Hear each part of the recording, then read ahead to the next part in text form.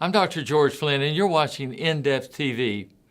Some of this material is obtained from a friend of mine, Mel Robbins, who is coming up with course after course, and she is a fantastic person and a great teacher. She has come up with this idea about us and how we take care of ourselves.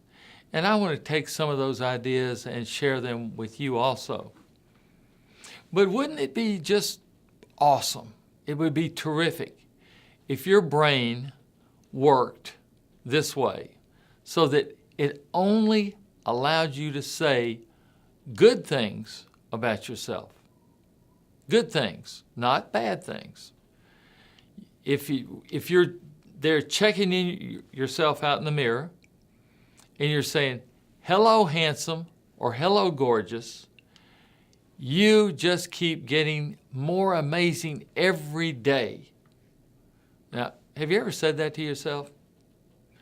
If and only if we could do that. Well, we don't do that because our brains are actually hardwired.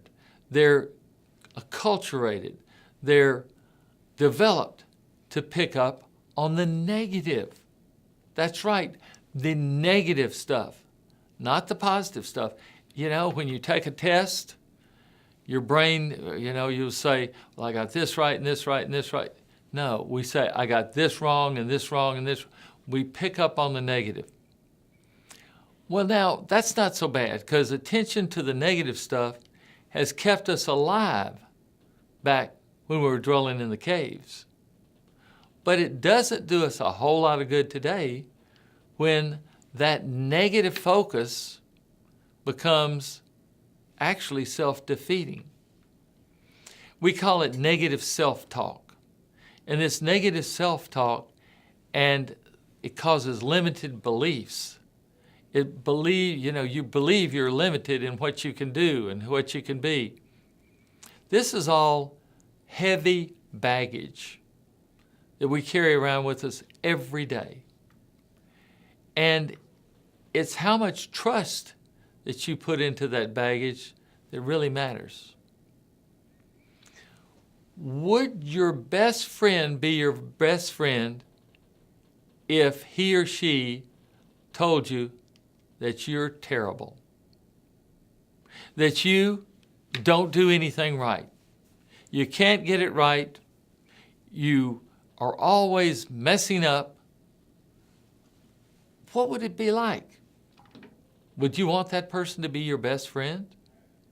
Well, I sure hope not. But remember this, you give yourself full permission every day to say this to you. That's right. And moreover, you actually believe what you tell yourself because you say it over and over and over. And the more negative the belief, it's interesting, the more negative, the more you believe it. Well, it's sort of time to write those automatic thoughts into your head again. And there's only one reason to rewrite those thoughts. What is it? You have one life,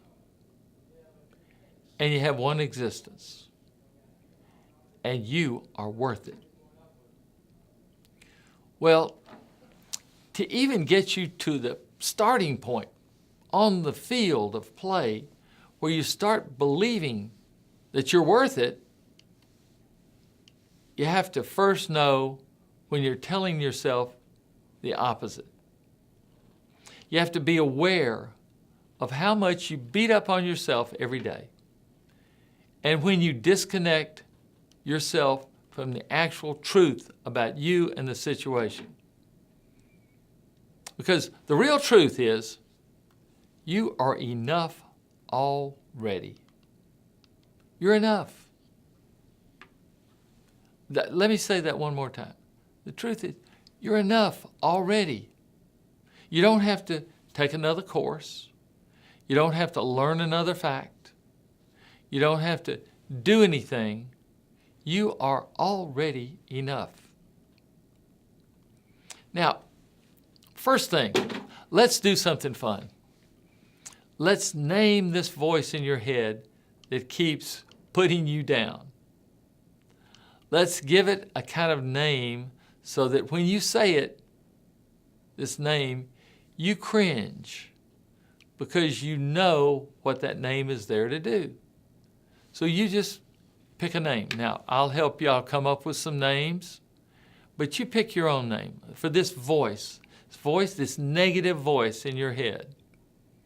One would be maybe storm, dark cloud, terror, Morticia, heartless, thorn, any name that your negative voice can be.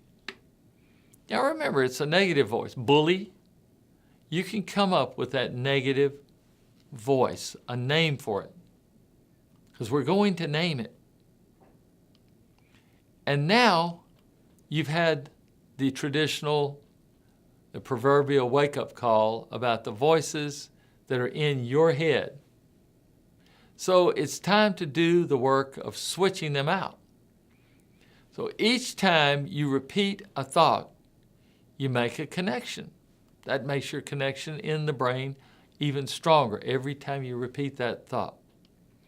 So today, you're going to start carving a new path in your brain with new thoughts.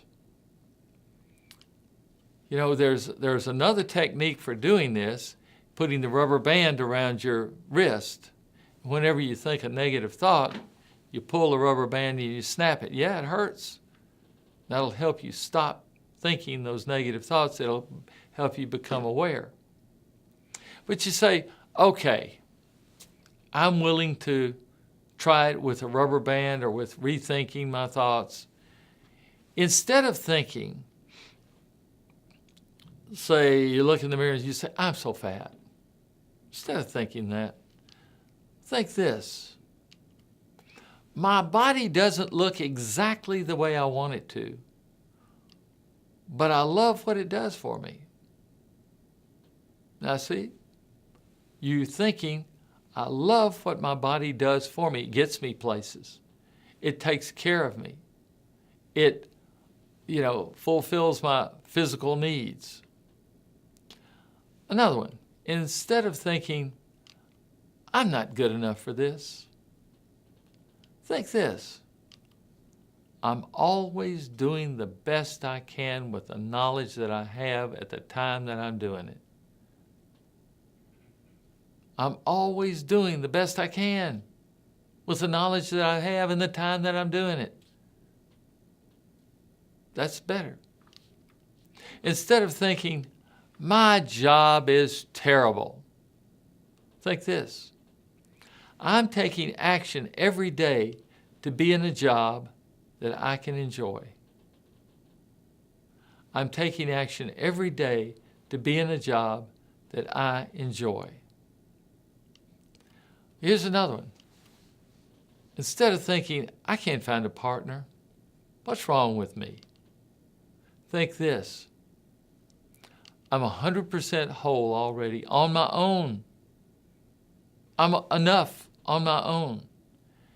And I'll spend this time getting to know myself better so that I'll be confident in myself when I meet the potential right partner for me. That's a little bit better, isn't it? Or instead of thinking, I can't have the car I want, think this. I'm choosing the car that fits my budget so I'm not tied down to debt. I'm choosing the car that works in and fits into my budget so that I'm not tied down to debt. Easy. Well, by now you've heard all of the rave about gratitude. And there is a reason for all of this raving and hooping and hollering about gratitude. Lots of research, including from universities, found that people that have a regular practice of writing about what they're grateful for feel better about their lives. They're more optimistic and they take better care of themselves. When you feel better, your life changes for the better. Now, the next few days, after you've seen this message, I want you to start practicing writing down what you're grateful for. What you're grateful for. What are you grateful for? There's a sort of a homework assignment with this. I want you to, number one, I want you to challenge you to not complain. I want you to find something you're going to find really hard to do. Not only hard to do, but you're going to be shocked about how much you do this in your life. Now, you need to go through 24 hours. Just 24 hours. If you can't do 24 hours, just do 1 hour. And then you can do it 24 times, which makes 24 hours. That's right. 1 hour. Start 1 hour and zoom in and focus on the number of times you've complained during the day and change that complaint to something you're grateful for. Instead of, the weather's terrible, my allergies are bothering me, change it to, I love it when the sun is shining, but the rain makes everything colorful. And that is grateful. That's gratitude rather than how terrible everything is. Now there's a little trick here that I want you to know about. I'm going to guess something about you. I'm going to guess that in addition to being an incredible person with a huge heart, you're feeling stuck. Somewhere you're stuck. And that's okay. We've all been stuck, and we still get stuck many days. We all do.